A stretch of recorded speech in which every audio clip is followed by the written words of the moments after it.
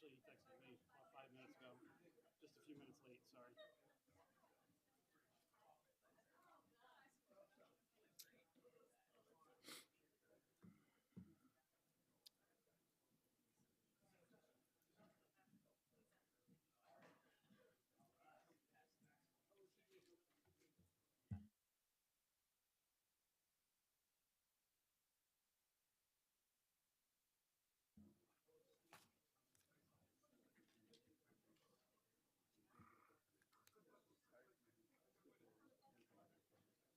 Yeah, do everything else that's in there.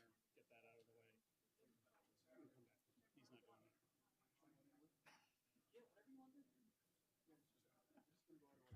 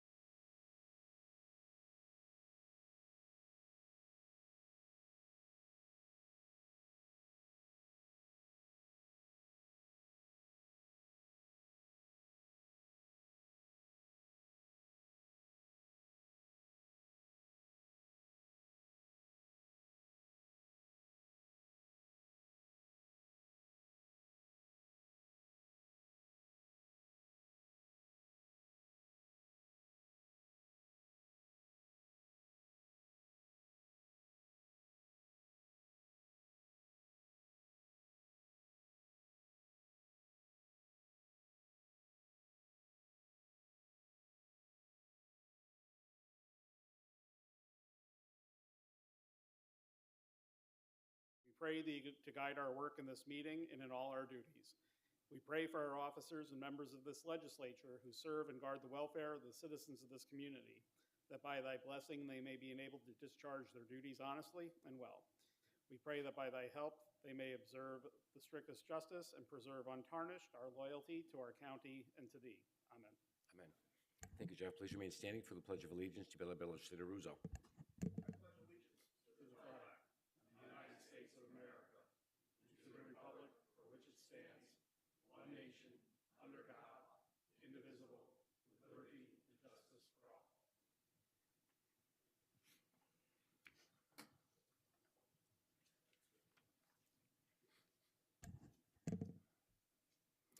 Thank you. I now call to order this evening's public hearing, which pertains to local law C of 2022. Will the clerk please take the roll? Mr. Fields. Present. Mr. Russo. Present. Ms. Pratt. Present. Mr. McGill.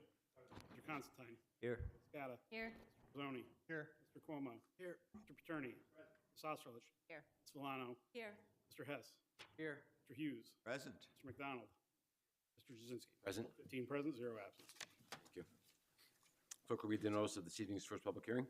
Please take notice that pursuant to Section 20 of Municipal Home Rule Law, public hearing is hereby called upon proposed local law C of 2022 to be held before the Legislature of the County of Schenectady in the Legislative Chambers in the County Office Building, 620 State Street, Schenectady, New York, on the 3rd day of October 2022 at 7 p.m. for the purpose of hearing all interested persons on the question of proposed local law C of 2022 entitled "A Local Law Authorizing the Lease of Real Property Owned by the County of Schenectady." Thank you. Any members of the public who would like to address this public hearing, please come to the podium and give us your name and address for the record. Anyone wishing to speak on the public hearing? Anyone wishing to speak during the public hearing? Anyone wishing to speak during the public hearing? Seeing none, public hearing is now closed. And I'll call to order our special meeting and ask the clerk, please read the notice of special meeting. Please take notice that pursuant to subdivision 3 of section 2.03 of Article 2 of the Administrative Code of the County of Schenectady, there is hereby called the special meeting of the County Legislature by the clerk thereof at the direction of Chair Anthony Jasinski Sr. to wit. There shall be a special meeting of the Schenectady County Legislature on Monday, October 3rd, 2022 at 7 p.m. by the call of Chair Anthony Jasinski Sr. in the Legislative Chambers, Schenectady County Office Building, 620 State Street, Schenectady, New York, for the consideration of a resolution calling for a public hearing on the Schenectady County 2023 program budget and the 2023 through 2028 capital improvement program. Thank you. Our first item this evening is Resolution 155-22. Sponsor is the Committee on Rules. The clerk will read. A resolution calling for a public hearing on the Schenectady County 2022 program budget and the 2023 through 2028 capital improvement program. Any discussion? Seeing none, will the clerk please take the roll? Mr. Fields.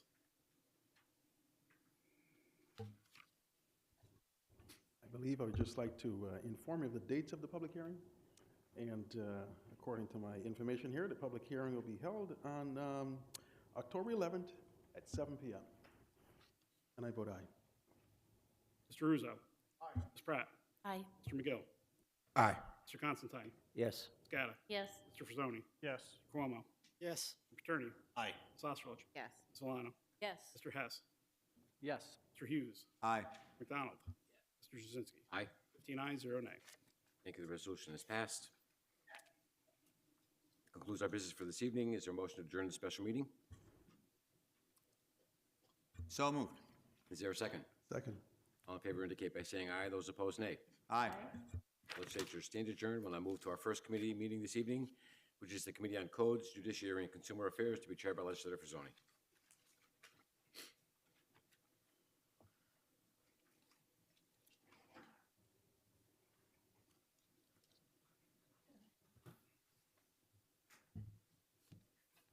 Thank you, Mr. Chairman. I call the Committee on Codes, Judiciary, and Consumer Affairs to order. There is one item on the agenda, CJCA2, a resolution regarding the approval of certain digital records of Schenectady County as the original records of such documents. And County Manager Rory Fluman is here to provide information on this initiative. So admittedly, this is something we probably should have moved last month. This is just a designation by this body signifying our company that we're contracting with for digitization, Laserfiche, as who we are designated the company of record for our electronic copies of those copies that we're allowed to copy, and thus there's a segment of paper that we're not going to be able to keep once we digitize it. So that's a big benefit to us, for we always need more room in storage for our paper that through whatever state laws, whether it's from our court system, our county clerk, or whatever records that we have to keep in paper per the order of the State of New York Library System, which regulates how long we have to keep certain items of paper. Are there any questions or comments? Move to report. Second. All those in favor? Aye. Any opposed? This initiative is reported to the agenda. That concludes our business. The Committee on Codes, Judiciary, and Consumer Affairs is now closed. I apologize, Thank you. Committee Chair. I have some. No. I wasn't sure if I was going to show these pictures before, or we were going to have the action from the legislature. But basically, we've done a lot of reconfiguring of space in different departments, and records management is one of the spaces that we've actually completed our refurbishment. So we have some great pictures of some before and after. And this is our first and second floor out at records management in Keller Avenue. This was a building, bad roof, water came through. We actually had to move our redundancy IT center out of the second floor at one point because the roof was so bad. There was a lot of storage on the second floor. A lot of these things that we have to store, you know, these maps and calendars from the 20s or the 1880s, they're very big and bulky and heavy. And so the building could only take so much load for some of these things. So these are things that are stacked on floors, old decrepit hallways, poor shaped bathrooms for our staff. But now things are modernized and updated. Those three desks in the back are where the digitization actually occurs. the second floor out at Keller Ave for records management. We have some planning space, obviously some amenities for staff, upgraded bathrooms. It's an improvement for our labor out there, and it's certainly an improvement for our records management folks. I'm good. Thank you.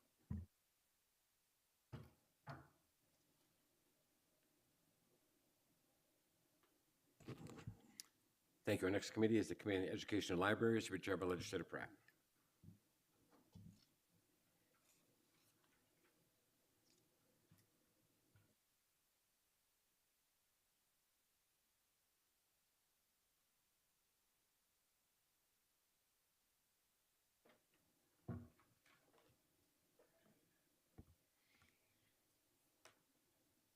Thank you, Mr. Chairman. I hereby call the Committee on Education and Libraries to order.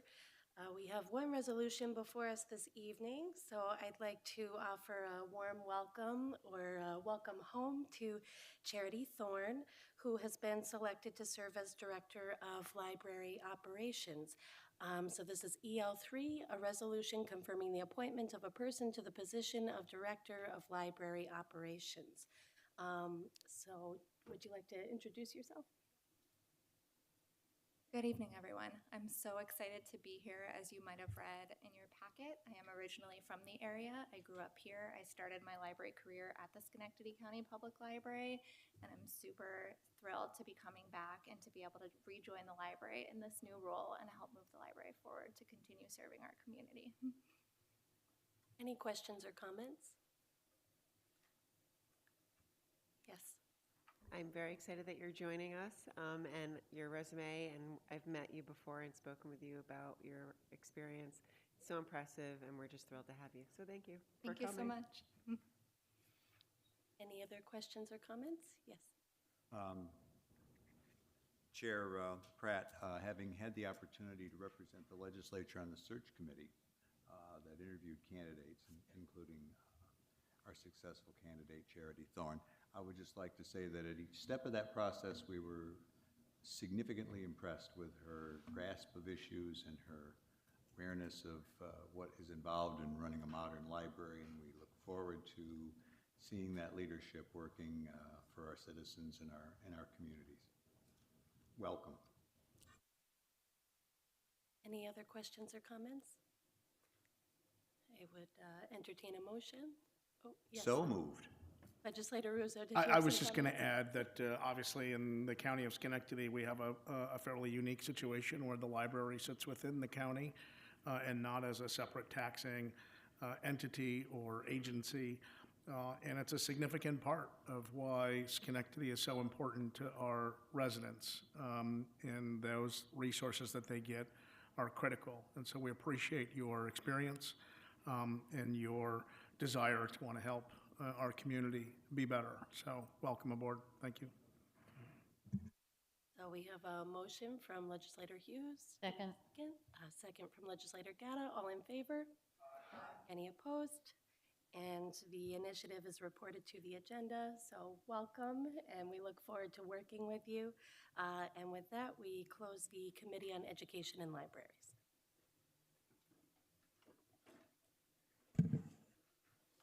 Thank you. Our next committee is the Committee on Health, Housing, and Human Services, to be chaired by Legislator Osterlich.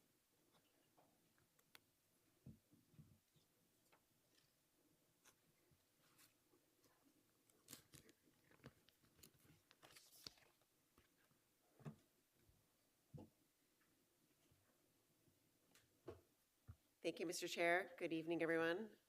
I call the Committee on Health, Housing, and Human Services to order. We have two items on the agenda tonight. The first, and we also have Commissioner Paul Brady with us. The first initiative is HHHS 12, a resolution to accept monies from the New York State Office of Children and Family Services to enhance adult protective services. Can you give us some background, please? Certainly. The purpose of the budget amendment is that we were notified by the Office of Children and Family Services. Some of this, the funding that's been made available to our adult protective operation is a result of stimulus money that has been allocated to the counties We received a allocation of $25,336. It's based on caseload that's divided across all of the counties across the state. We're permitted to use it for a variety of purposes. We had received a allocation approximately about a year ago, and we used it to do some computer enhancements within the unit. The unit is very small. It only has 7 people in it. But what we would like to be able to do, we were looking at an equipment purchase that would be a one-time expense, because we know that the money is likely only going to be available to us for 1 year. So what we did was we worked with Public Works. They were able to find an automobile for us that fell within this price range. So we would like authorization to be able to amend the budget, accept it as revenue, and also place it in our equipment appropriation. Are there any questions? Can I get a motion? So moved. Thank you, Legislator Hughes. A second? Thank you, Legislator, I think Pratt, yes. And all those in favor? Aye. Any opposed? The initiative is now reported to the agenda. And the second initiative is HHHS 13, a resolution regarding acceptance of monies from the New York State Office of Temporary Disability Assistance for the Home Energy Assistance Program. This is very similar to the allocation of funding that I just described. It's coming from a different state agency, Office of Temporary and Disability Assistance.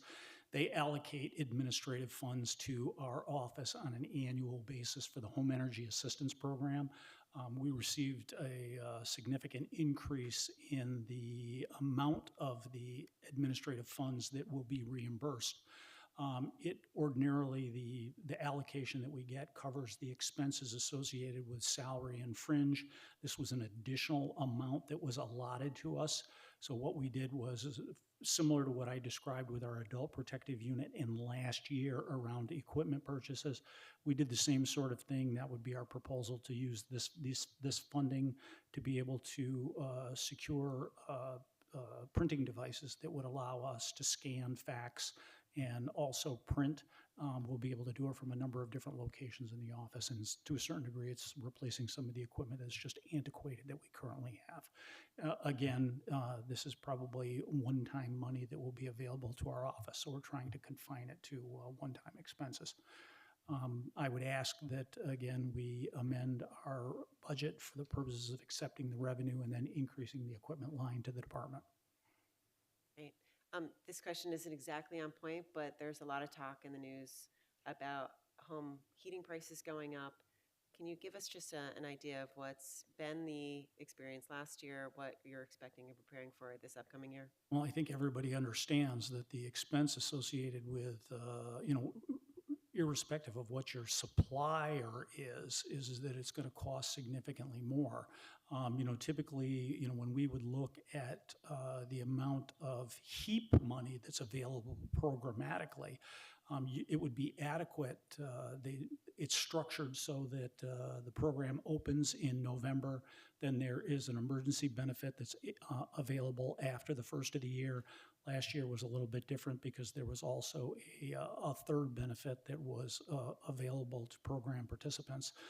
Very much right now, we're concerned about, would you be able to get a fuel oil delivery with the amount of the benefit? I think everyone sort of understands that there needs to be some sort of an adjustment upward so that it will cover that expense. We're still waiting for some information from the state about this, but we're within almost a month before the program operates.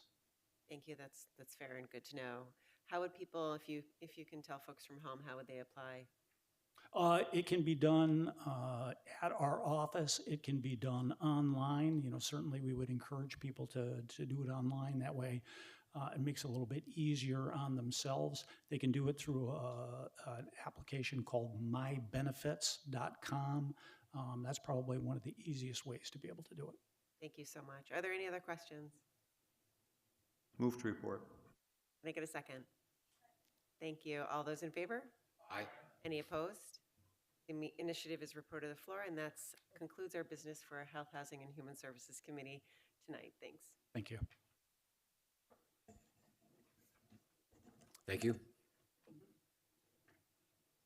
Our next committee is the Committee on Neighborhood Revitalization, to be chaired by Legislator Russo.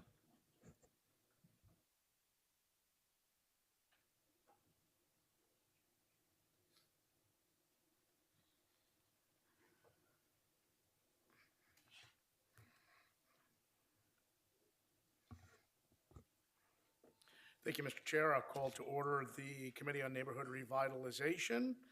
We have one item on the agenda tonight, NR-1. It's a resolution regarding the transfer of county-owned real property in the town of Niskuna to the Land Reutilization Corporation of the Capital Region. Before we do that, I'll just review, for those of you who don't know, the land bank for the last 8 or 9 years. With the help of our executive director, David Hogenkamp, who's sitting with me now, has leveraged about $8.5 million into almost $100 million in neighborhood revitalization, redevelopment, and demolition support. So significant ratio and lever up in terms of capital expended and work done in our communities. This particular property is in Niskuna. It fits with our vision and mission to remove blight and take down the worst of the worst. If you look on page 28, this one's got some challenges, and we've got the horsepower on the team, Executive Director David Hogenkamp, with us to explain. Thank you, Legislator Russo. Also, Chairman of the Land Bank, thank you for your leadership.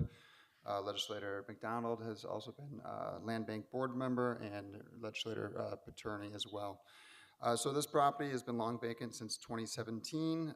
We have been in it. We've stabilized it. We appreciate the legislature's support in transferring the property to us so that we can find a positive use for this neighborhood. As you know, we've done a lot of neighborhood stabilization work in the city of Schenectady. We're also doing quite a bit in the towns as well. We find that to be a very important part of our mission. This is just one example of how we can help stabilize a neighborhood by returning this to productive use.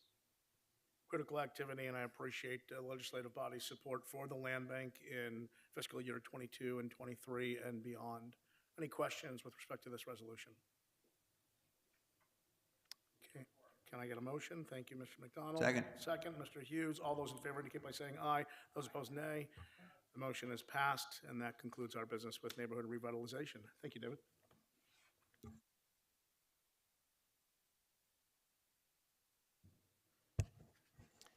Thank you. Our next committee is the Committee on Public Facilities, Transportation, and Infrastructure, to be chaired by Legislator Paterni.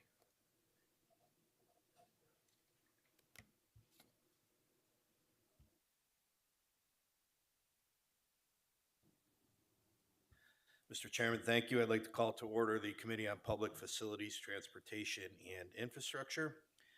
We have one item on the agenda tonight, PFTI 15, resolution authorizing the implementation and funding of state Marchicelli program aid-eligible transportation federal aid project to fully fund the local share of the federal and state eligible and ineligible project cost and appropriating funding therefore. It's a mouthful right there. Tonight we have Paul Sheldon, our Director of Public Works, to help us explain. Thank you. As you're aware, Schenectady County was awarded $190,000 in federal construction funding for the repair and paving of the Rotterdam Bike Trail between Mabee Lane and Ligerio Lane and Rotterdam Junction. Project design and construction is being completed by the County Engineering and Public Works Department. Since the project is federally funded, full-time inspection is required for the asphalt paving portion of the project. Due to the short duration of the project, New York State DOT is providing 2 inspectors to assist us during construction.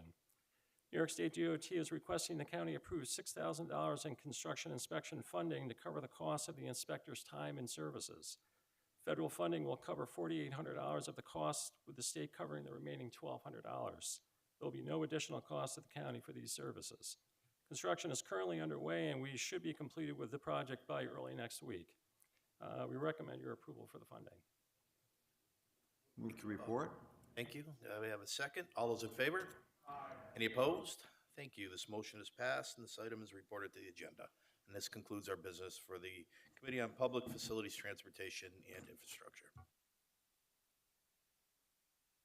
Thank you. Our next committee is the Committee on Public Safety and Firefighting, to be chaired by Legislator Constantine.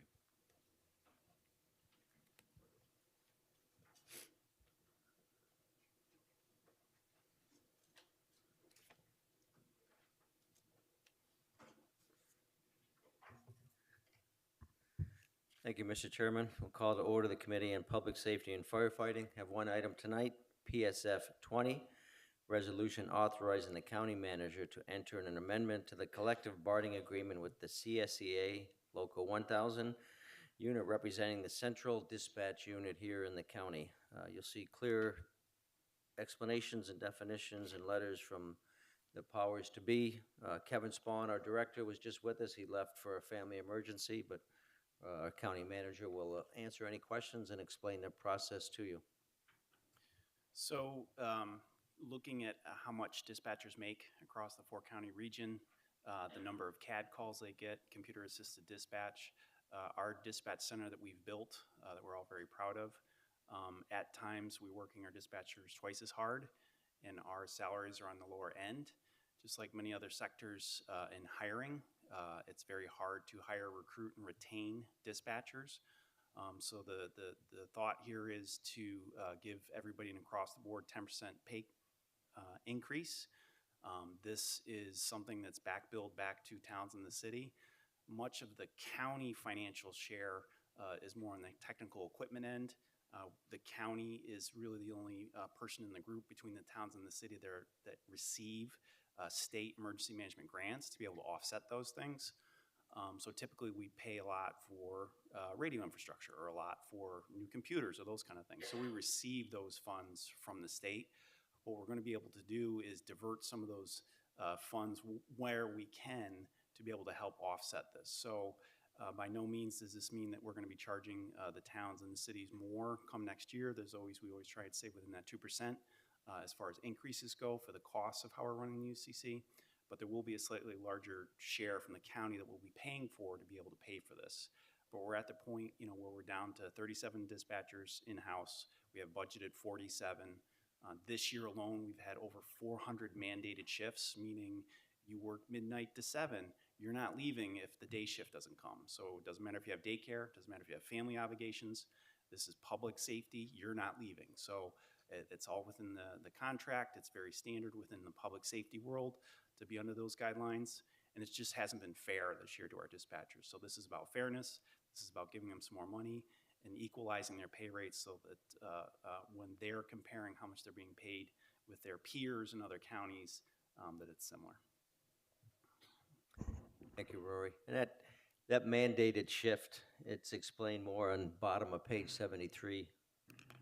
330 shift mandates in the first 7 months. That's 1.5 shifts a day, where the shifts are being mandated to stay past their regularly scheduled, whether it's 7 to 3, 3 to 11, or midnight to 7 in the morning. So that's very discouraging, and let's hope this 10% can assist us in correcting that problem. Are there any questions? Chairman Constantine, not really a question, but a comment. As we conducted our intergovernmental cooperation meeting last week or the week before, anyways, all of the city and towns that were in attendance were in complete agreement with this resolution. So I urge my colleagues' support on this. Thank you. Thank you.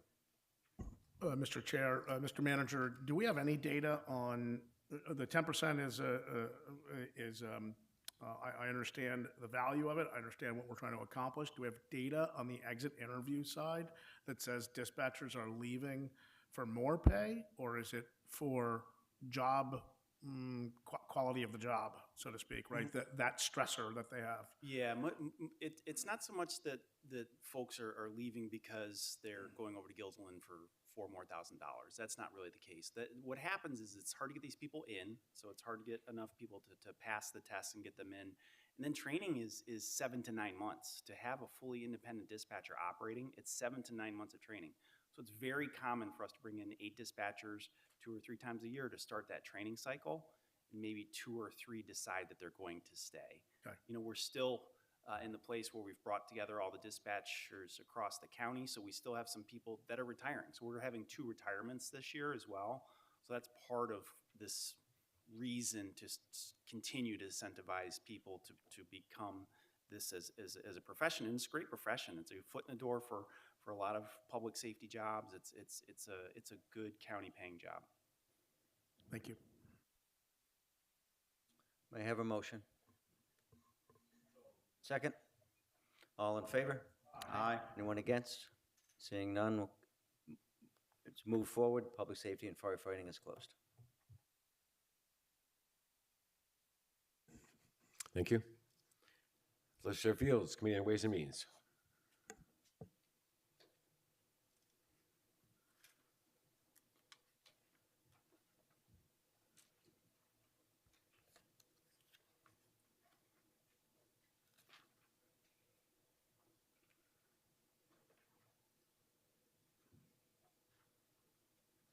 Thank you very much. The Committee on Ways and Means now come to order. Our first item on the agenda is a resolution to recognize Mrs. Falatico, that is sitting right next to me here. She is going to consider this job and undertake to become the new director, the commissioner of the Department of Finance. And so if in your packet is a resume that contains the background of her, so it's almost to the end of the package. But anyhow, I'll ask Ms. Falatico to just give a little brief about herself and so people can understand even more of how we see you, because you've been here for quite some time. Yes, I have. Thank you. I started working for Schenectady County in 2009. I left for a brief stint to go down to the city of Schenectady, where I was in charge of housing, community revitalization, and other things there. And then I've been back since 2017. I've had many various roles in the organization, and I'm looking forward to being able to continue to utilize my skills in yet another department. I've dabbled in the county manager's office, HR, and now this would be finance. Does anyone have any questions on this particular resolution, Ways and Means number 6, for Mrs. Falatico?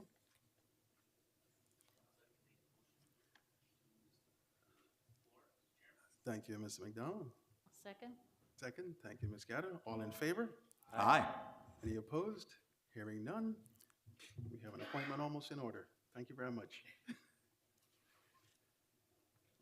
We'll come back to the other items, but we have some other items here that came from a prior committee. These 3 following items. I'm waiting for someone. Chair? Mr. Hughes. Would it be in order to ask you if you would entertain a motion to move those items in their entirety? I know we have other business in the committee, but we could. Thank you, Mr. could Hughes. On dispose of behalf those of items. motion by Mr. Hughes to move the entire remainder of the calendar except for one item. Ways and Would Means be the 0. manager's presentation, of course. That's forward. May I have a second? Second? Second, thank you, Ms. Gatta. All in favor? Aye. Any opposed? The remainder of the calendar has been moved.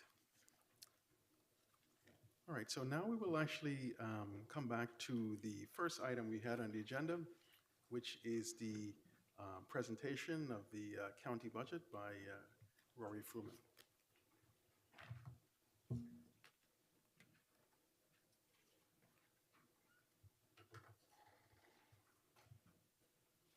We've, I'm sure as everybody's started to scan their budgets, we have had another good year in Schenectady County, to put it simply. You know, one thing this body has preached for years and years and years is not burdening property tax owners. And I can confidently say that this budget, as we're going through it, reflects the fact that we are not burdening county taxpayers this year. Just quickly, our public health team, Kevin Spawn, director of the UCC, the lovely folks in the bottom corner there were from a summer picnic. On the bottom right corner, you know, as I look back at 2002, we certainly started in a place where COVID was still omnipresent, and here we are with just a completely different story.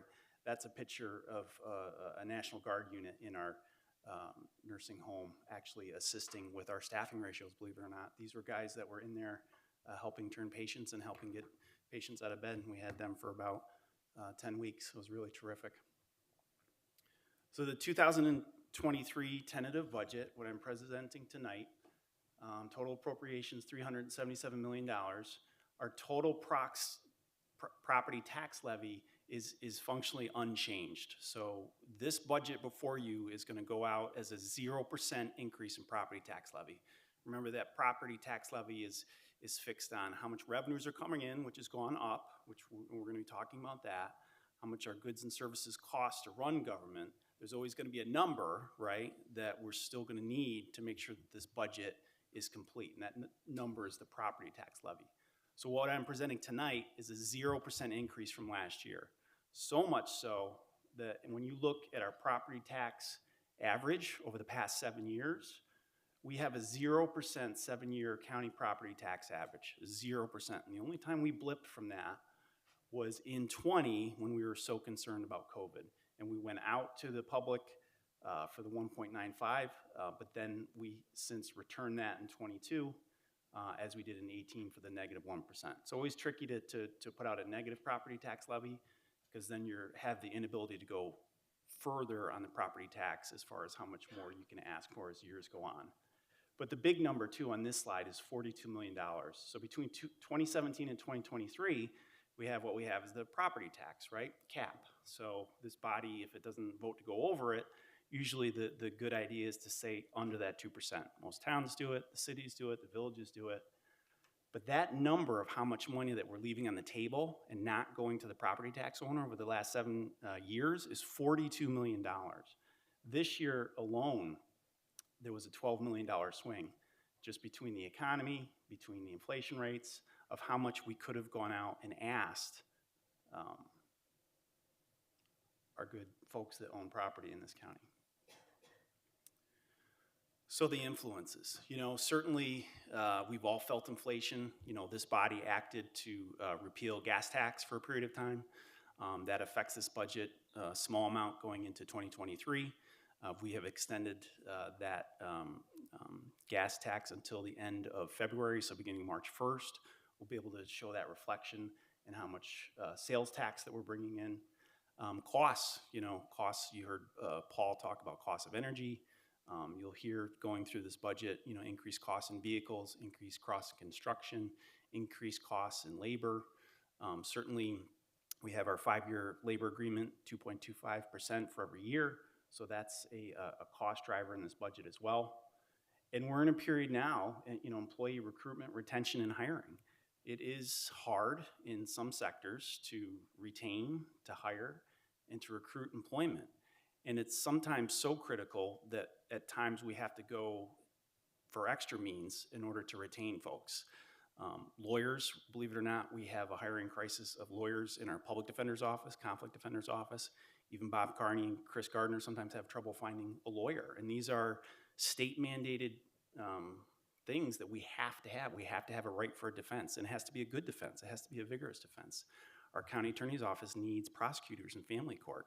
Bob Carney needs prosecutors to make sure that we're doing the right thing when we have people in court. So some of our costs in this budget are for recruitment, retention, and hiring. We're going to talk more about that. Infrastructure investments and ARPA projects.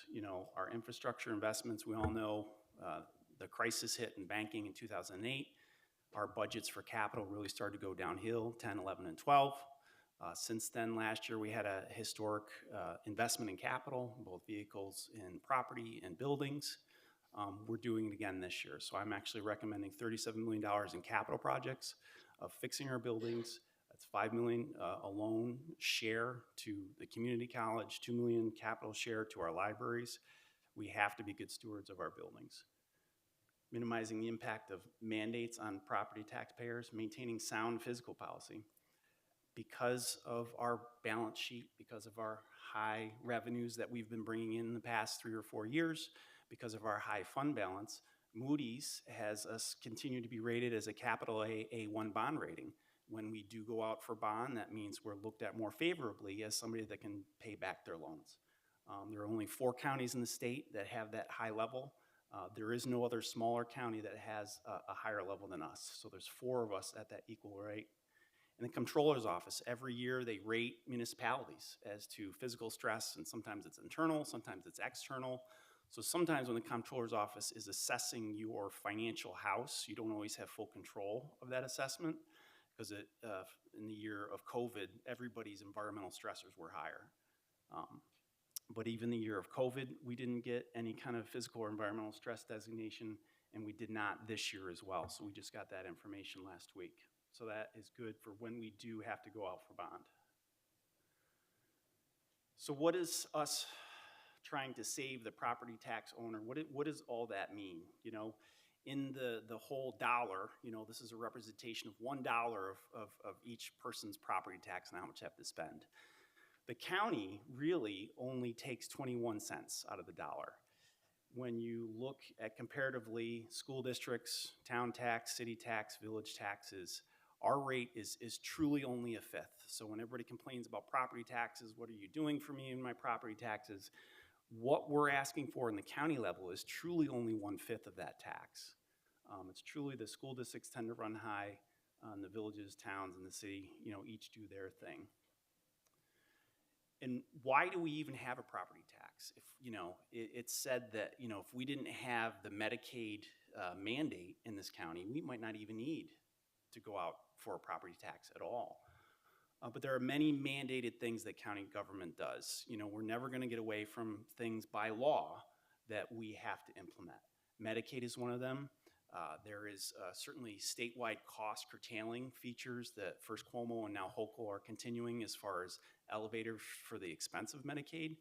But the state has also really full-born tried to get people signed up on Medicaid, so the base has increased a little bit. So good side, yes, that we have people with insurance. A little bit of bad because we have to pay for more. But when we look at the numbers that come out of the Department of Social Services, it's great to see that we have less uninsured people, because that's even worse than having to kick in for Medicaid. So uninsured number is down a full point. Yes, the Medicaid enrollment is up, and that certainly costs us a little bit more. Department of Social Services, our TANF and our safety net programs, you know, we're seeing slight increases. I will say our caseload levels aren't as high as they were in 11 and 12. Those seem to be the very high years for us. And again, we all know that after some sort of economic crisis or crisis in your economy, it's that 2 or 3 years where government budgets really start to hit. So for us, okay, that was COVID. That was 2 years ago. We're watching things very closely this year. Potentially, we might see those effects in the next 2 years. But state supports have been very good. So that's why this year we're not in that position, but it's something that we're always watching in the Department of Service. How many people are coming in the door? How many people are we giving HEAP to? How many people are we giving SNAP to? So we're constantly monitoring it. Child welfare, we are responsible, our child and family caseworkers, for the health of children in this county. If something bad is going on, whether it's mandated reporting, whether it's interactions with school or police, our county attorney's office gets involved in prosecution at times of kids in need, whether it's for separation or foster care or adoption. There are just a mandated cost that this county government has to ensure by law the safety of children within the city, within the towns, everywhere in this county. Community college chargebacks are up again. That's just a rate that we are not in charge of at all. It's set by the state. For every person that lives in Schenectady County that goes to Hudson Valley, or FIT is the largest offender of this, our county tax dollar is responsible for those rates in Manhattan, in Rensselaer County. And so those numbers continue to climb, and we have to watch. Children with special needs, early intervention services, 0 through 3 are typically individual and done in the home. 3 to 5 are hopefully center-based, so preschools, special programming, but all those costs are driven and required for this county to pay for. Indigent legal defense, we talked about that. Probation. Probation had an expansion this year, not in number of people that we're hiring, but in things that they're supposed to be doing. We have electronic monitoring in this county. We have about 6 sex offenders that are actually monitored with a bracelet. But Hochul this year kind of did a sister companion program for gun violence. So there are levels of felony of gun violence that maybe you're not in jail, but that there's still state-required monitoring. So we went from 6 to 42. So there was an extra 35 people we had to bring on caseload. So that was all those extra bracelets and monitoring on our computer software and staffing to monitor these things. It's a good thing, but still a cost that we have to pay for. JD pins youth detention services. Anybody that goes over to the regional detention center, that cost of housing that child in that detention center is on this county. Foster care and public health, mandated costs that we do not control. Talked about this a little bit, covered inflation and chargebacks. Healthcare is up just on the fact from a county employee perspective of we're having increase in employees and increase in retirees, so just our base is growing slightly there. Medicaid is up, I mentioned that. Again, the base of Medicaid recipients are up in Schenectady County. Then pension, we have an extra $2 million this year. How much we pay into the state pension system for our employees and retirees is based on a 5-year rolling average from the state comptroller's office. Last year we got off easy with the $8.8 million. The economy was good, and it's based on the 5-year rolling average of the stock market, basically. And the comptroller sets the rate, and we have no choice in this rate, which is something we have to pay, and it's all based on the number of employees and retirees we have. And this year, that number came out at $10.8 million. We always pay it early, so we get a hair of a discount when we do pay it early. We have the money, so we just do that every year. And that $10.8 million also doesn't reflect years ago when our economy was not great in county government. We amortized the bill, meaning that we agreed to pay down the road this $10.8 million back in 2012. We have since done so well economically as a county, we were able to pay that back. The rules and when we can apply that extra $2 million that we wrote a check for and paid back still haven't come to fruition that we can use that $2 million. So it's almost like we have an account with the state pension system of an extra $2 million. So say next year the stock market continues to tank, it potentially could be a place where we could go and say, hey, we need to use our reserve because our funds have really exploded in how much we're paying you guys. So that's a good nugget for future. I talked quickly about employee recruitment and retention. In this budget document, we absolutely have some sectors of what I would call crisis, where we have to pay a little bit of attention. We're doing a child welfare upgrade. These are our child welfare caseworkers. We have budgeted about 80 of these folks. We're down a third of these people, and these are the people that are, doing the work for child investigation, following up on reports, working with probation or local law enforcement. And that's been a source of employment that has been underemployed, meaning we've always had a budgeted number and then how many actually people we work there. We've been down for years. This problem has been here 20, 30 years. It's a hard job. People tend to come into county employment, get that job, work it for years, and potentially maybe pivot somewhere else. So we've also employed many kind of retention strategies with that group of folks. It seems to be improving. We just provisionally hired 8 people into that unit, so that was terrific. Support investigation upgrade, that was actually a civil service process where they believed they were working out of class. So any employee in county government, if they believe that their duties they're doing are out of the class of their job title, meaning a written job description, they can apply to become a higher grade and to be paid more money.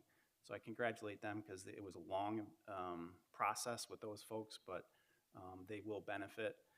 The dispatcher upgrade, talked about that earlier. Nursing and Cna differentials. So we had the change in mandated nurse to patient ratios, completely stated by the health department of what we had to have. We're under threat of daily fines of up to $2,000 and $3,000 a day if we didn't meet those ratios. Go down the road, we did the extra shift differential for overnight and overnight weekend nursing. That seemed to be our biggest place of hard recruitment and retention and frankly, filling staff spots. We have not been hit with any dings from the health department about staffing since we've done that pay increase. Certainly, when you look at different nursing homes, we are doing well. We're still not fully 100% compliant, but when you look at the stats, no nursing home in the four-county area is really there at 100%. So it'll be interesting to see down the line if some of those mandates will back off a little bit, or maybe some of the fines will back off a little bit. Our employee recognition program, I gotta give the chairman props on this one. It was something that he certainly wanted to start recognizing individual employees for 25 years and older of service, something I believed in too. It just was slow to evolve and implement. But the minute we opened that gate, I have multiple departments saying, why not me? Why not me? How come this department hasn't? How about, it's like, well, I can't fill the chamber with 100 people at a time, so we're trying to go slowly. But just that small recognition by this body and that small pin from my office seems to be going a very long way. So we're probably going to be doing that at every ledge meeting in perpetuity. We've engaged a private marketing firm for recruitment. The same company that helped out with Summer Night and doing some of the graphics and online marketing for some events. They're very open to engaging for recruitment. So some of our areas where it's hard to find people, the dispatchers, the nurses, the caseworkers, we're coming up with a marketing plan with these folks to go after bringing people into our county. And that's on top of our normal civil service process and HR recruitment efforts. CDTA Universal Access, that's going well. All employees have the ability to use the Universal Access card to go wherever they want on the CDTA bus system for no cost. It also was cheaper for us to implement it for the people that we serve, because we're constantly giving bus passes to our probation people, our DSS people, that kind of folks. Paid family leave for bonding with a newly born, adopted, or foster child, that's going well too. We've had at least certainly, I think the number is 5, is it? So we've had 5 people, no, 9, it's 9. It's 9. So we've had 9 employees take this benefit, which is again 2/3 pay or $1,000 a week, to have that 8 weeks in bonding time with a new child, a new foster child, a new adopted child. And certainly the report that we're getting from those people that are utilizing it are very thankful for that initial time. So to say that I have hard data that it's working as far as retention, I don't, but certainly from those 9 folks that we've talked to, it's made a huge deal in their lives, and so hopefully that's going to endear us for the next 20 years with these good employees. Child care subsidies. This was a huge initiative, both by Department of Social Services, Finance, and primarily Jackie Faltico in the manager's office. We, year to year, have a huge dollar amount of money that stays on the table, and frankly, it stays in just some of our accounts, of money for child care. The governor recently just raised from 200 to 300% of poverty level, how much money that you can get to pay for child care. But the problem is to receive that benefit, you would have to walk into 7097, you'd have to bring birth certificates, just like a lot of our other social services, and it didn't necessarily match with maybe that lower end of financial person that was too busy working or was working those hours and couldn't make it during hours time. So we set up a first of its kind in the state, basically a web portal, where just like if you're registering a gun and you need all those same pieces of identification, it's secure, it's safe, and it can be done online. So these are people that can do this from home. And immediately we had a 50% jump on people registering for these things. And we've seen increases in numbers at about 28 additional a month. So that's 28 families, real-time, hard cash, being able to pay for daycare. So that's 28 families going back to work. It sounds small, but it's a big number. It's a big deal. And so we're pretty proud of that initiative this year.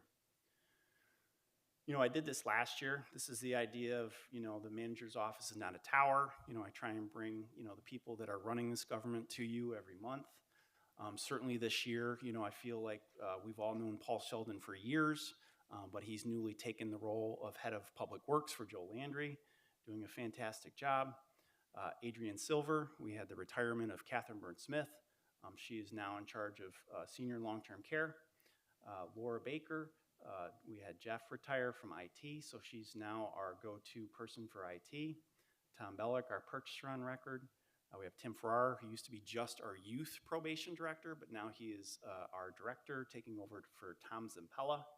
The gentleman right underneath Tim is Andrew Johnson. He's the person that is taking Tim's job as head of youth probation. But again, it's a 1-2 punch team. They do very well. Charity Thorne, you met her tonight. Gabriel Benitez is Laura Baker's number 2 in IT, wonderful customer service. Jen Nelson, who is now head of budget and management, stole her from purchasing and finance, and Brandy. Brandy, think of her as the Aurelia of 388, but she works at 797. She's truly Paul's right-hand person for all of our adult services that we provide down at 797, doing a great job. So throughout our departments, yes, we're having more people come in for caseloads. We've increased efficiencies in Medicaid to over 15,000 in SNAP, serving 21,000 individuals. Processed over 250,000 transactions in temporary assistance, Medicaid, SNAP, and HEAP. So think about that. So over the course of the year of 2021, it's not out of bounds that we're doing 250,000 of transactions through our DSS office. That's just an amazing number. Children and Family Services. Again, that adoption number is usually a little bit higher. It's usually in the 20s. But remember, 21, the family court structure was still slow because of COVID, so that number is increasing for this year. So hopefully next year I'm reporting a larger number. But the action of adoption is completely run by the county through county social services, through county family court, through county public defenders and county attorney's office. So adoption is completely a county function. 652 children are subsidized in child care. The average number of children in foster care has increased from prior years, so that has affected costs in DSS for sure. Enhanced technical abilities to further meet the needs of families through telemeetings and virtual contacts. Some of the benefits of COVID we've been able to extend when appropriate. Public Works.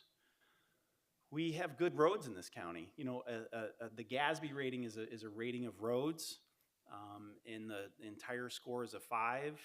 Usually a 3 is average. Anything above a 3 is good. We are at a 3.42. That's an increase from last year over this year. We're doing 63 miles of preventative maintenance on roads. That's over 20 miles of new paving and over 40 miles of preventative maintenance. So we're taking care of our roads in this budget. Public defender, conflict defender, we've had some increased revenues there. Later on, I'll be talking about the need to hire some more lawyers in the public defender and the conflict defender's office due to herring. But they, again, are another very busy office. 651 felony cases alone in the public defender's office, over 2,000 misdemeanors, and there's only about 15 lawyers deep in the public defender's office. Conflict defender, there's only about 7 or 8 lawyers. So we have budgeted positions in those places that are not filled. So again, that's why we're increasing some of their pay, enable an effort to recruit and retain lawyers, but also to make sure that these indigent defense positions are fully staffed so that they're not overworked, so that they're providing good legal representation. Because not only are they representing the person, they're representing the county as well. Library system certainly is coming back on track post-COVID. You know, we've got over 270 library visits, circulation loans, over the 600,000 website visits have exploded. Public health, you know, we are still standing ready every day, Monday through Friday, at the St. Clair's old emergency room for vaccines, for booster shots, for testing, for test kit giveaways. We are still receiving state funding for this, and the payment for why we're still in business over at St. Clair's is all of our ELC money that we received. So one of the main focuses is to make sure that kids are being able to be back in school. So that's a justification of using that money to keep this standing. We all know COVID's been up and down, up and down. We never know when the next wave could start affecting the general public. Certainly it seems that we have it on the run. You know, when I look at our hospitalization rates, you know, we're at about 18 this morning when I get their emergency report that's filed with the state every day. but there's 172 patients in the building. Back when it was a much, much higher number. We were over 100 really in the crisis period of COVID. And then I look at ICU rates. You know, we have one person with COVID in ICU, and it's a 33-bed unit over at Ellis. And a year ago, there might have been 25 out of the 33 that had COVID. So to say that the county is responding well is spot on. To say that your county government and budget has been working on this constantly for 2 years is spot on. You know, I always like to remind folks, you know, part of our mission on lowering property tax levy is, okay, you know, we can control or we can manage Schenectady County proper. What are the other things that we're doing through intergovernmental, and thank you, Rich Paterni, is how can we save property tax levy for towns, for school districts, for the city? And make no mistake, our countywide library system is truly a shining example from a budgetary standpoint of how inexpensive it is to run a library. You look at Half Moon, Clifton Park, Guilderland, any of those other libraries, the costs to run those places are 2 and 3 times more than our county library system. This all comes off the state education website. We run a 9-building system very, very efficiently and for low cost. And how do we do that? It's part of the ask when we go out to the property tax levy is out of that $70 million that we're levying on property taxes pays soup to nuts for our countywide library system. UCC, yes, it's an increase in technology. Yes, it's an increase for a career ladder for our dispatchers. Yes, it makes sense because we're a geographically small county to have all these professionals from police departments in one building. But believe you me, if you think about all those ongoing costs that explode, it's better to have them under one roof. So we are saving money for our towns and city by just having UCC and radio operability. Hazardous materials team, they've just been called up 2 times in the past 2 months where we've had, you know, an issue where the hazmat team had to be called to a scene. That is $600,000 out of the county and city and sales tax negotiation. So we are in $600,000 to the city fire department to make sure that service is available to us. Countywide Civil Service Administration, anytime there's a status change in a position, anytime there's a new employee that needs a new civil service designation, that comes through county civil service. That's our own HR department, that's Joe McQueen, and our county civil service team. Countywide traffic prosecution, believe it or not, we prosecute traffic crimes in our town courts, and that's something that the county pays for, not the individual towns. County labor contract negotiations for the city of Schenectady, the county attorney's office has been on point for that for the past 2 years. Geographic information services, that's any kind of geo-mapping, that's Mark Storey and our economic development. We offer that service so that towns and the city don't have to pay for that on an outside basis. Metroplex, Land Bank, we have so many different public works agreements about you plow here, we'll plow there. Anything to save or to create an efficiency for our partners in our towns and the city. Schenectady County Soil and Water, you know, that's a conservation board.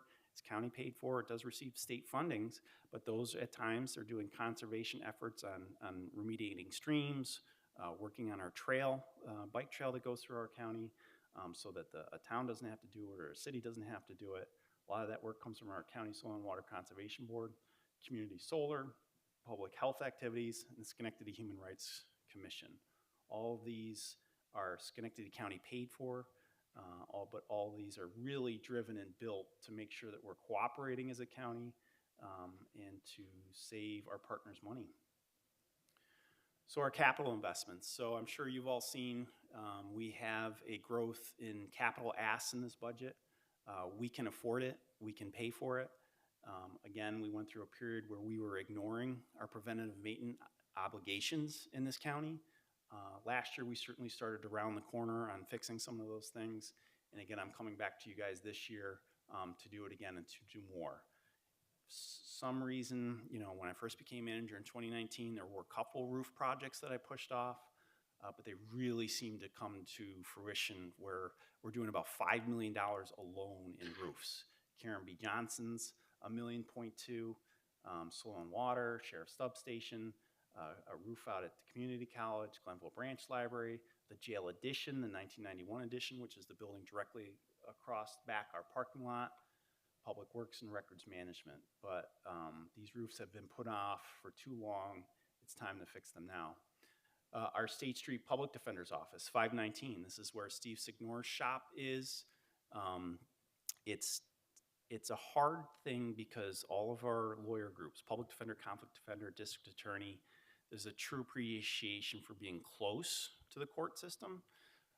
So the closer we can get those folks, the more efficiently they can run. They don't have to drive across town just to get to the actual court proceeding where these court functions take place. We did do a little bit of a search for possibly relocating these people. They want to stay in the building. They're close to the courthouse. We do have access to Harrell Herring for partial construction funding, just like we receive funding for the arrangement that we have with the state, paying us for use of our building for some of their state courts. We're going to work a similar agreement there. So it's a large price tag. It's $2.2 million to go through, gut this building, make it ADA compliant, put in an elevator, create more office space for these folks. But if I guarantee if I brought you anybody through this building, it's an embarrassment. There's water in the basement. There's second and third floor. There's a crick in the floor, and there's anxiety about, is it safe? We've done a structural, so we know it's safe. It's still not something that we should be proud of. And so it's time to fix that building. Our commitment to electric and hybrid vehicle replacement. This year, we're going to do 4 Chrysler Pacifica vans, which is a hybrid van for library DSS facilities. We did 2 electric cars last year. We're doing the 4 hybrids this year. We've been working very hard and making sure that there are electric charging stations at all of our buildings. So out years, we're going to be asking for more electric cars. An electric Zamboni, who knew? It's all the diesel fumes that those things put off in an enclosed area. Not good. Anybody that's been to a hockey game, you know, when the Zamboni comes out, you do smell it in the air. It's becoming a standard across the country to use an electric Zamboni so that there's no exhaust. Come to find out, they're a hair cheaper, and because they're only used once every 5 or 10 minutes every hour, it's an immediate plug back in, so they never run out of juice. We have the electric capability out there to do this. The Zamboni we have out there is already 9 years old. It's already run its course. It's in disrepair, so it's time to buy a Zamboni, so we're going to get an electric one. We're going to continue to modernize SCCC. I thank you, Steady Muno, for coming tonight and being part of this presentation.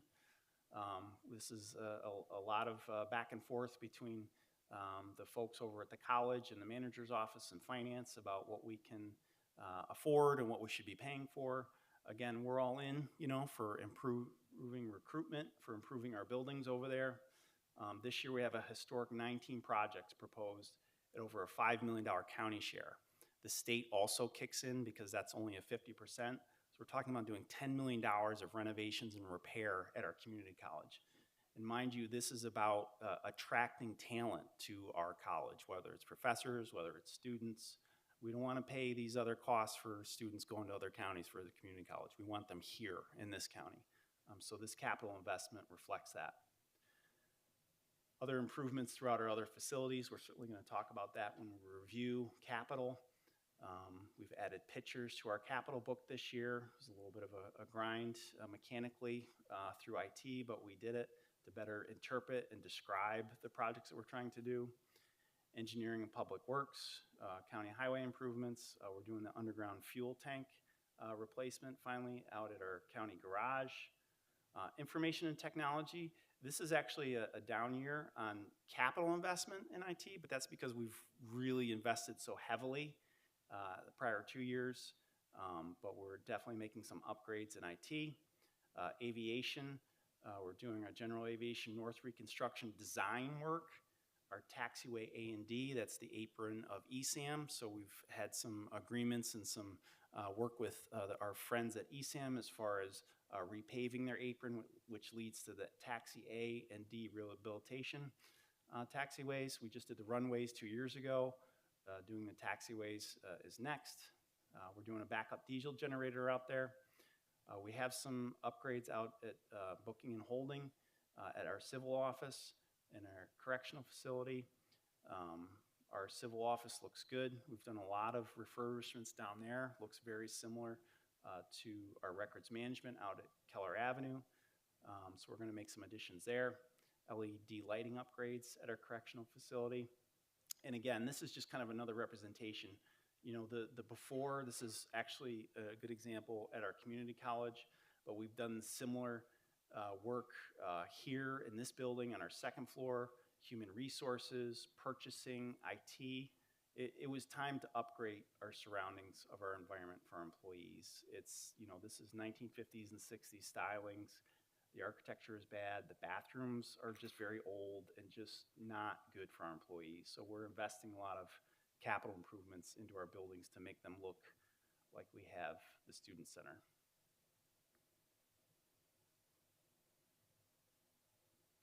That is all I have. So I want to thank everybody. Don't be afraid to ask questions.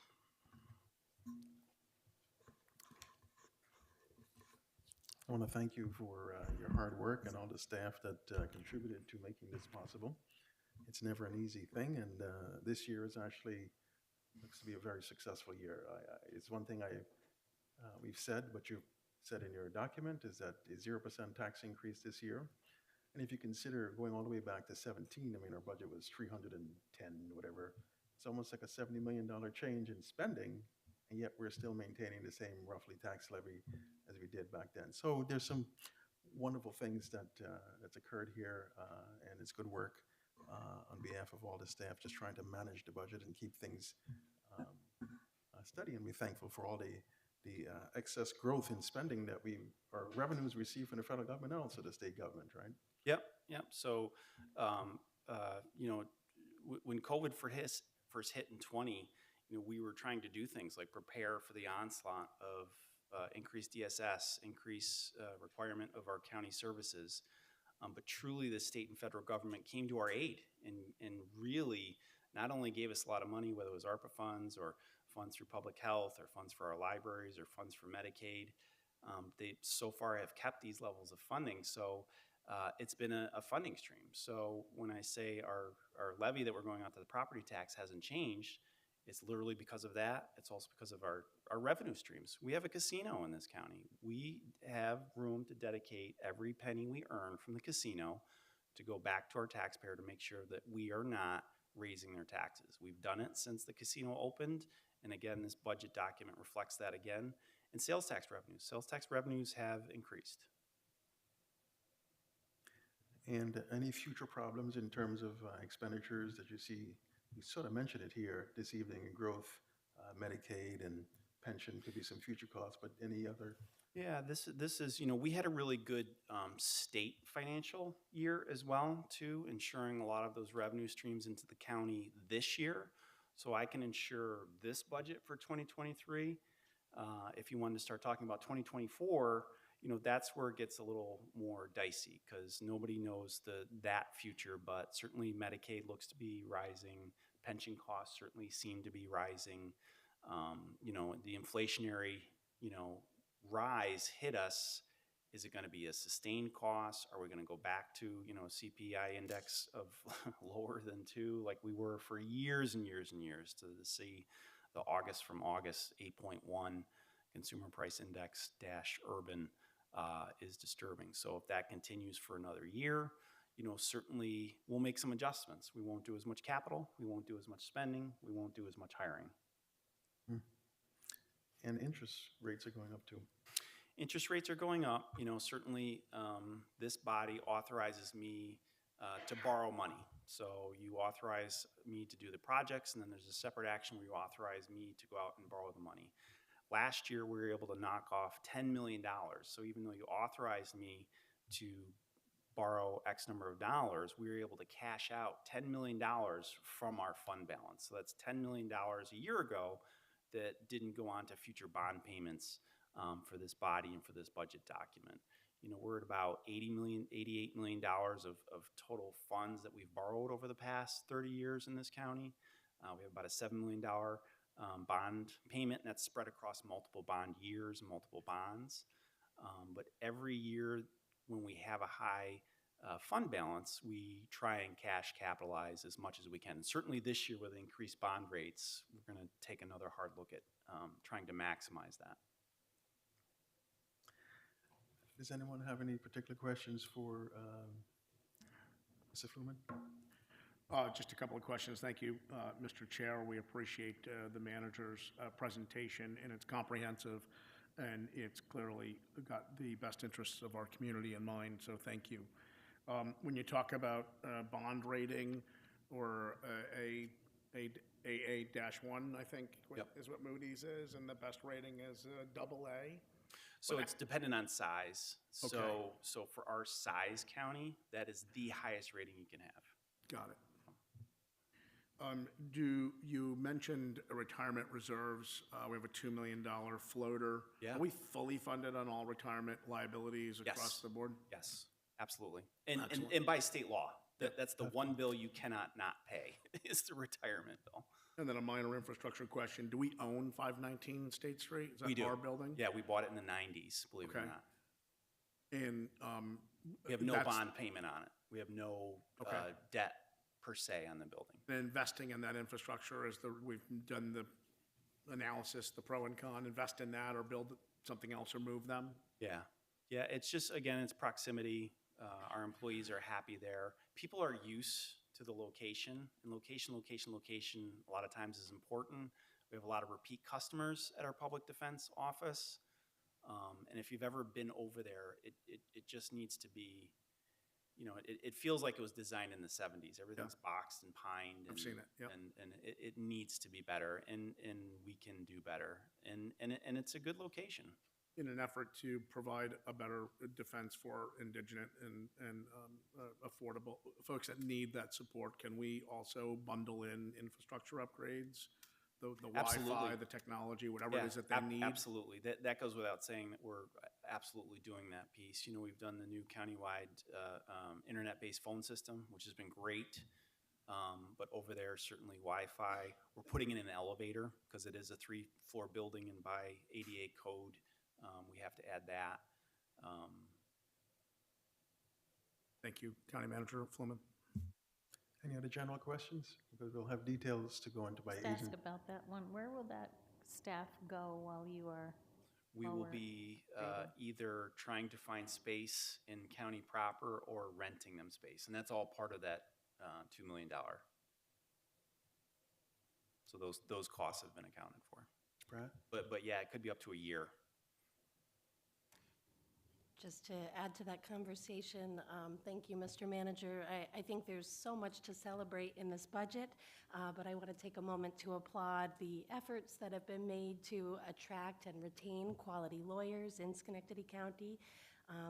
Well-resourced public defense attorneys are the foundation of our criminal justice system.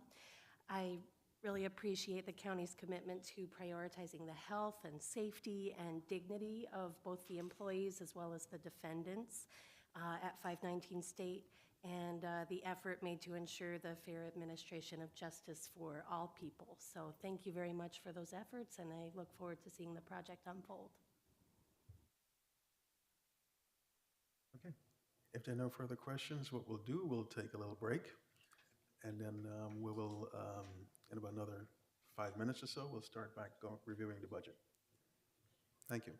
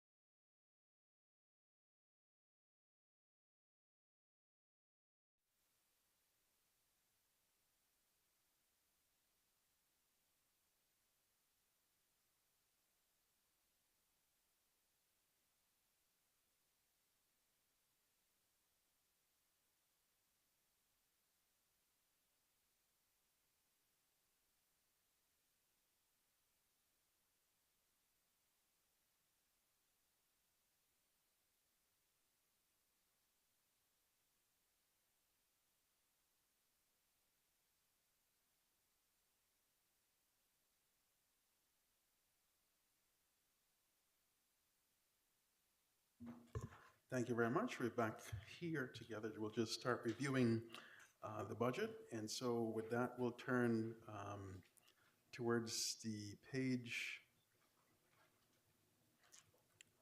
A12. I think that's where it starts, with the county legislature. Remember, our book this year is a little different than it has been in previous years. It's gotten bigger with technology. I don't understand why, just kidding. Well, we'll start with page A12. A12 deals with the legislature budget area. Anyone has any particular questions in this particular regard?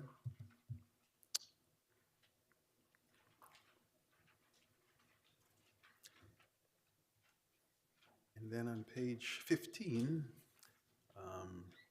again, it's the clerk of the legislature.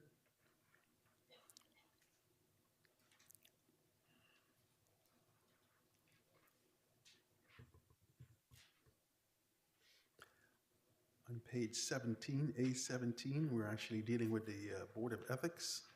It's a small little board. It's important in this particular county. A few members that are on there.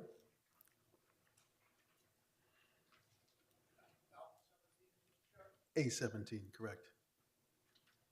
So just as a point of order, we have actually 2 budget books this year because just the extra information that we pile in the beginning and the end.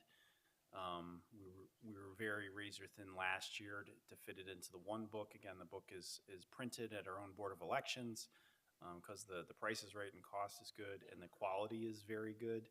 In order to still have them printed, we had to do 2 different budget books. So the A book, A fund, is the first one that we're reviewing tonight.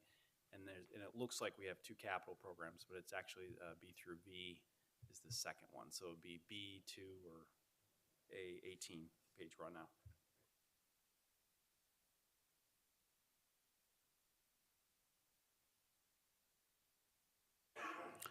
Our next area of examination begins on page A19, which is the district attorney's office. Of course, the manager will discuss you made some improvements there to attract and retain the attorneys, as you heard in the speech.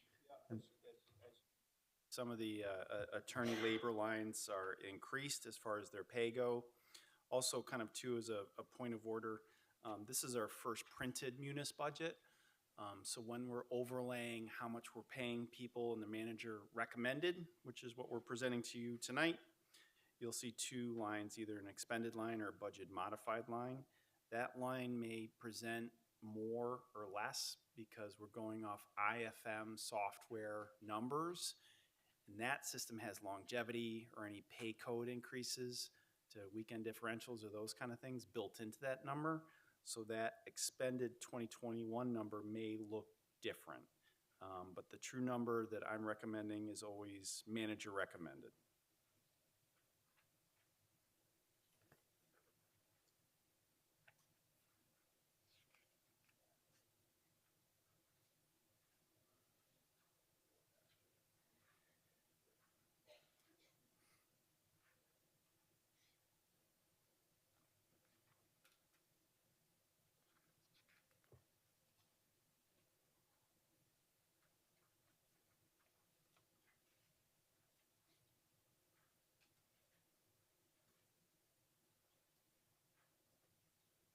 next pages to look at is on page A27, which relates to the County Public Defender's Office,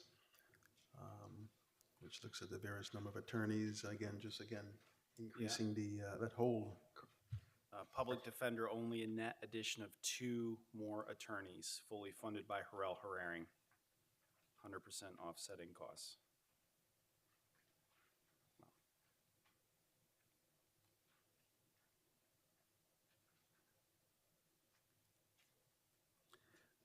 Page A32 is the Conflict Defender's Office.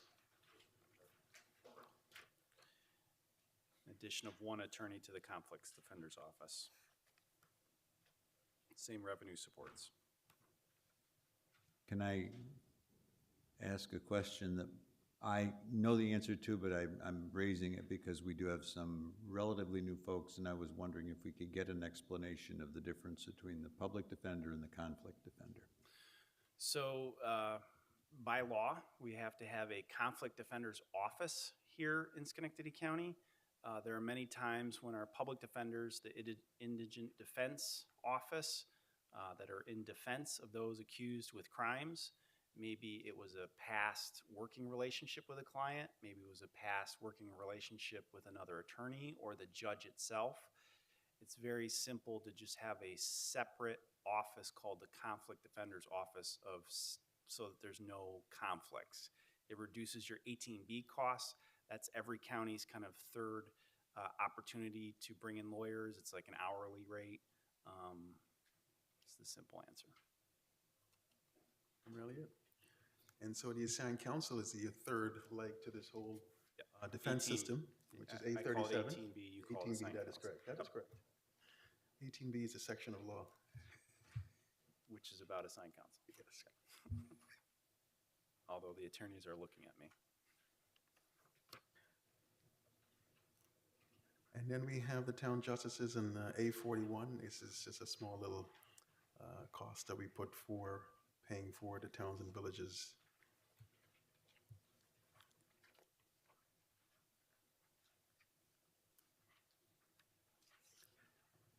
The next section is A44, which looks at the county manager's office.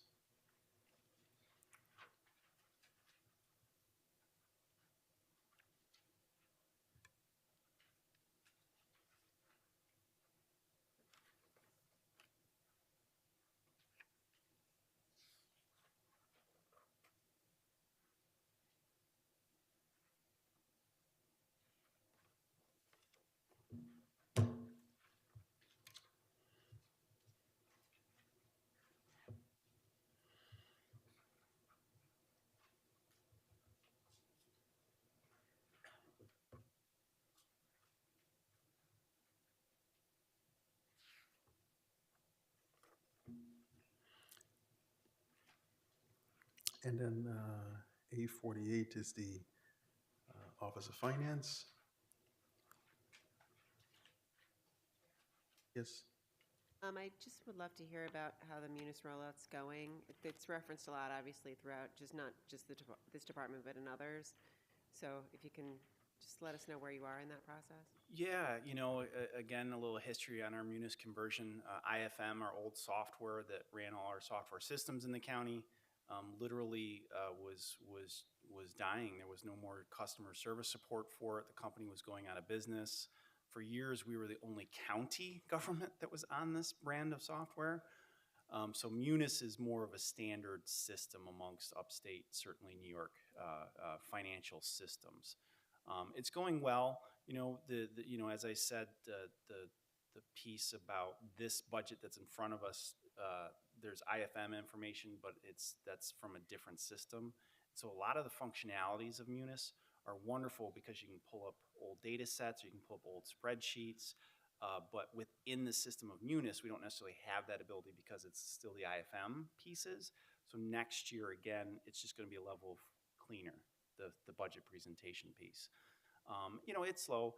We have Jen Nelson, that's head of budget and management. That's really been her huge project to make sure that we're transforming last year's budget into a very similar looking project this year.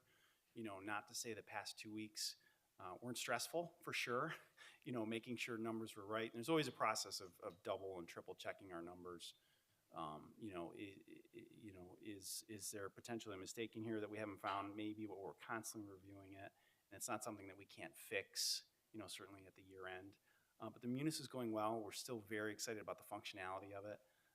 Just to be able to pull reports, have better descriptions of every single expense and revenue line in here, to have it just quickly pulled up on your laptop is going to be invaluable. So hopefully next year, I'm sitting here also with a laptop as well for descriptions of expenses and description of revenues.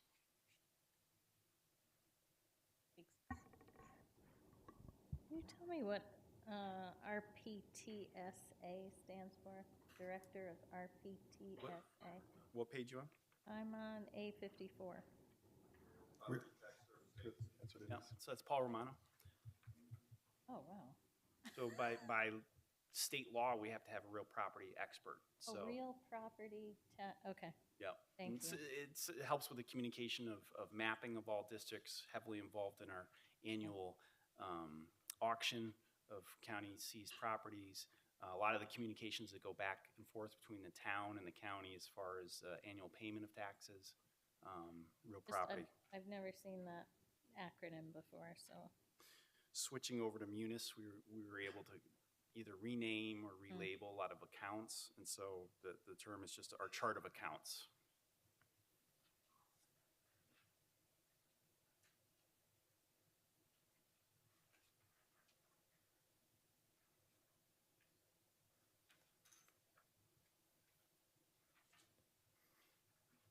Page 56, A56 relates to the area of audit and control with the county auditor.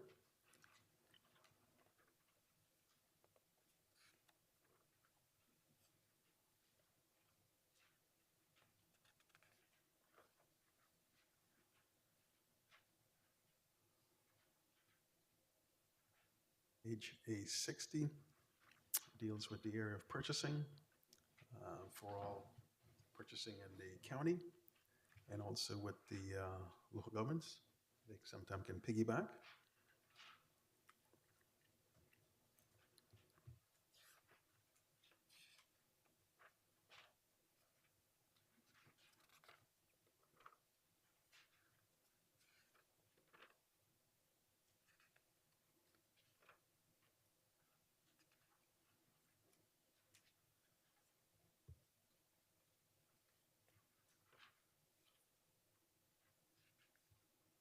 And then we have page 864 that just deals with the advertising for the delinquent sales of property. And then page 66 is the actual county clerk. So there's some good things happening in the area of the county clerk. Yeah, the county clerk's vehicle processing center for automobile dealers is going well. It has started. They're in the basement currently. We're building out that extra space next to the DMV. We're looking at increased parking lot space next door for our people who park at our DMV, but it's going well. Mr. Chair? Mr. Chair. Can you just highlight where that revenue is in the budget? Yeah, so it's going to be so on page A69, it's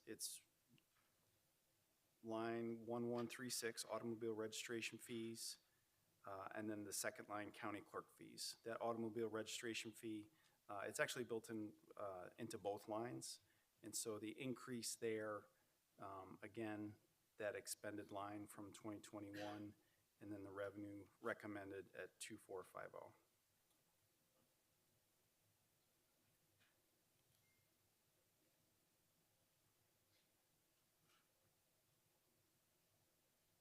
Thank you. And the county clerk is actually still looking to create the dealer processing center. Yep. Still in, Yeah, it's still definitely ratcheting up. We're targeting, even this year, again, we're adding only 0.5s with the anticipation that come July, that we'll hire 2 more examiners for that increased revenue. So again, we're building in another year at literally a 0.5 from a labor's perspective to keep building on those revenues. And some of that has to do with how many opportunities we have from the state to do these extra processings. Our space, that we're still working on, making sure it's fit up correctly, and then just our capacity to do it. Because once we put it out there, it's like an extra 2,000 or 3,000 mailings a month potentially that we could be getting. So it's one of those things where we can't screw it up, So we're proceeding cautiously.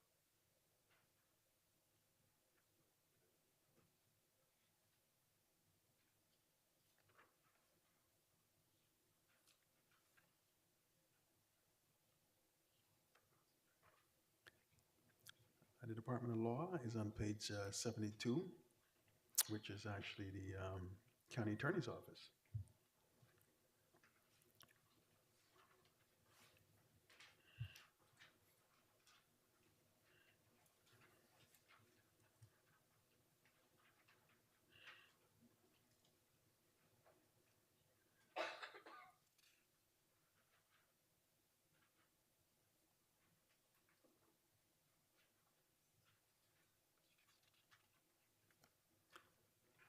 And then we have the Human Resources Civil Service Commission, which is on page 76.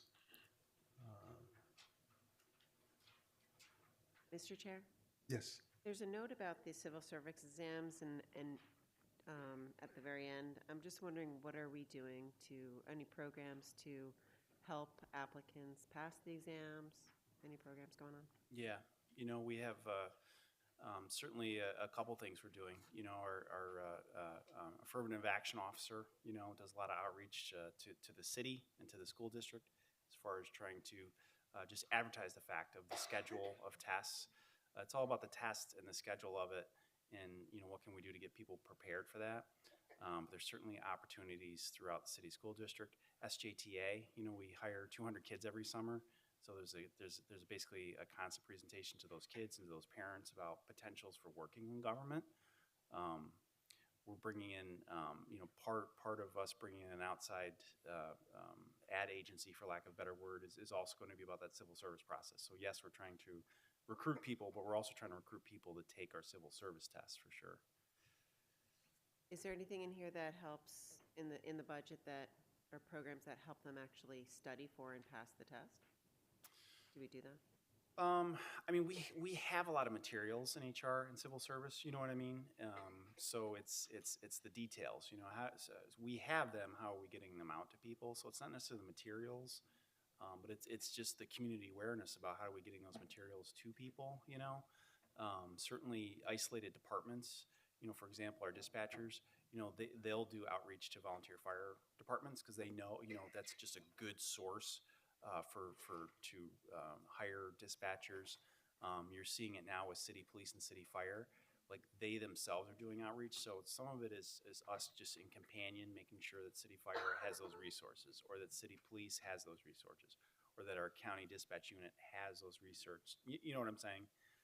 It's not formalized in the budget necessarily. It's more informal. It's really already things that we already do, that we have the capacity to do. So it's not about putting money on it. It's about putting management and effort to it, and holding head of HR responsible, holding civil service, just constantly reminding our public that these are good jobs. And there are those civil service hoops that you have to jump through to get there, Have we been hiring folks provisionally upon, for a while, and how are those folks faring in passing the test? Yeah, we did. We had in our adult section down at 797, we hired 8 adult examiners, which is a huge number, but we had 7 of them pass the test, so it was an incredible success. So part of the understanding of hiring provisionally is, and we just did this with dispatch. We've done it with caseworkers. It's okay. We're going to bring in these people who haven't taken a test, and by state law we can do it, and it's all approved by Civil Service Commission.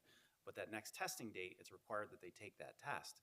So it's really the best of both worlds. It's a place where you have on-the-job training, and you have supervisors that are going to start giving you, resources and how to take the test. And I passed it, and this was on. You know what I'm saying? So it's a really I know it's state law, and I know we have all these civil service protections. I love hiring provisionally because it's on-the-job training. Like we have the person in-house, and if we've had them in for a while and there's a problem, it's still that year window of okay, this isn't working out. So I'm never fearful of hiring provisionally. It's not something we've done historically around here, because 3, 4, 10 years ago, these jobs were harder. To fill, or easier to fill because that public sector job was just so lauded. It was just so like, oh, great benefits and standard pay and stability in my career. But with the change in the job market, it's every sector in the economy is struggling to get these people. And so for us to just pivot a little bit and try and hire more people provisionally, I'm all in. Like any sector where we're just doing it responsibly is the way to go. Right, I'm just looking for ways to support that Yeah. kind of good work, and if it's in there, if it's working, if you don't need extra in the budget No, for it, then no. internal. Thank you.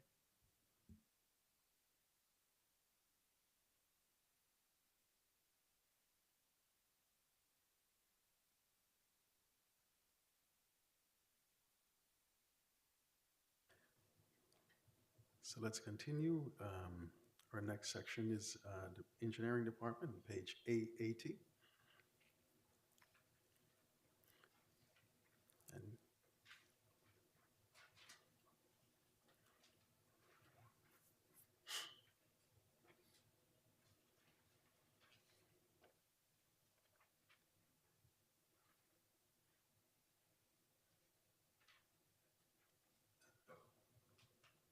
And then the Board of Elections is on, I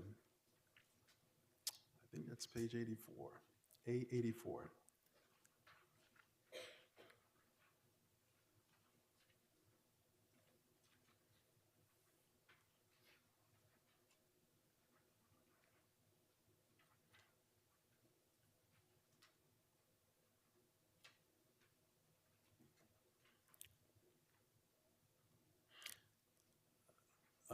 The Department of Public Works, which begins on page 87.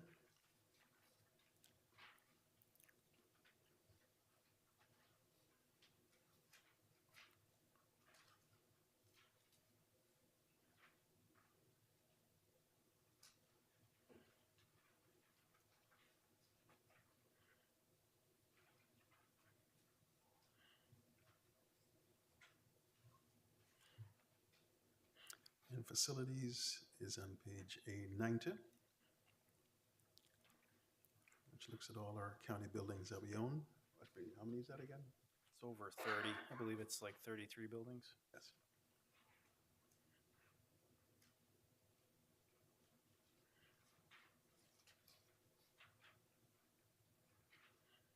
Before we leave Public Works, I had filed away for my curiosity, and I think another reason, but I believe I'm still curious at least, earlier in the year that when we went through budget, what are the total number of road miles that we own?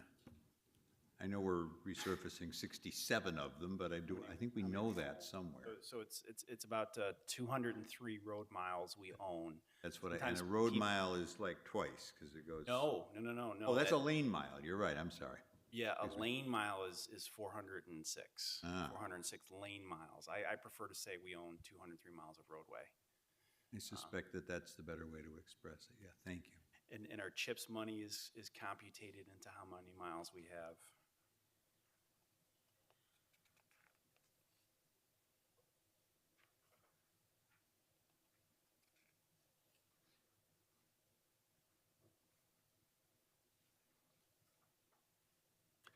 And Information Technology, which is begins in 96.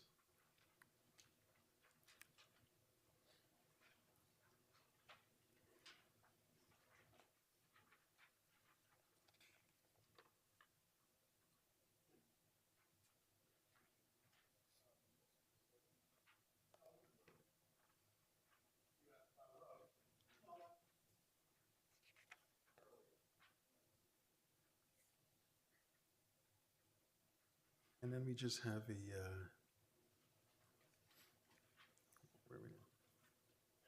small items here for insurance, which is on page 102. And then our general municipal dues that we have to that we pay, which is on 103. And then the taxes that we also pay back to other municipalities, which is on page 104. And then the distribution for the sales tax to the various towns is on page 105.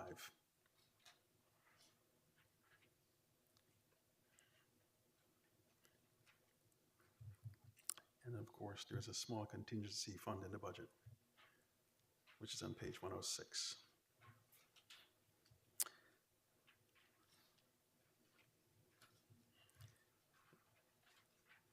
What we shall do is that we will take a pause and return tomorrow evening and pick up on page 107.